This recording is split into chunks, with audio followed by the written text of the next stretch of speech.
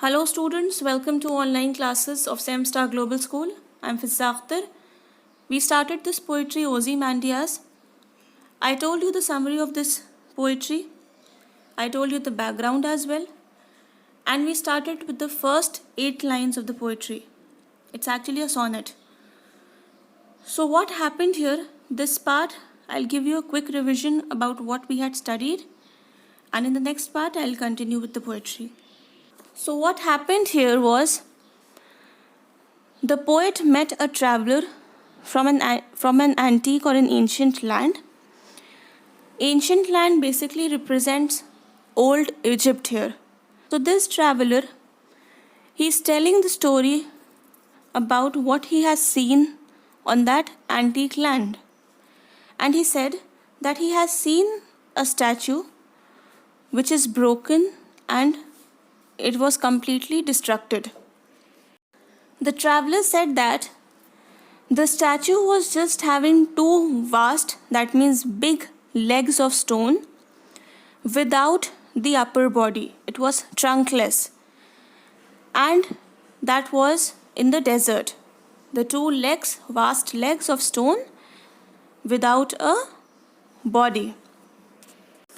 And near them, means near those vast legs, there was a visage, a shattered visage, means a broken and a destructed face that was lying, and it was kind of buried in the sand, half buried it was in the sand. And the face was looking frowned and the lips were wrinkled.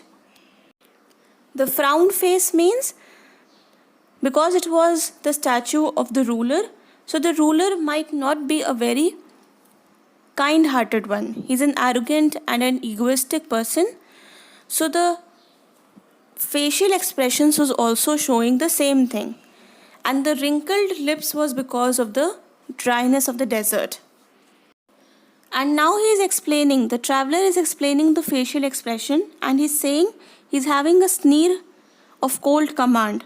Means his arrogant smile was actually showing that he was a person with a cruel heart and cruel mind.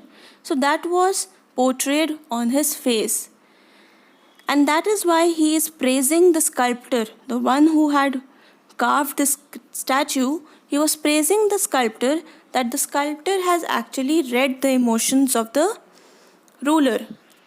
The traveler is now expressing his appreciation towards the sculptor, because he is now saying the sculptor has carved such true emotions of the ruler on the statue that it will remain for a long time. He has actually stamped, he has carved on this lifeless thing the emotions so well that it will remain in the hearts for thousands and thousands of years. That was all about the first 8 lines about this poetry. We'll continue this in the next part and I'll complete this poem. Till then, take care, keep studying, keep revising. Thank you.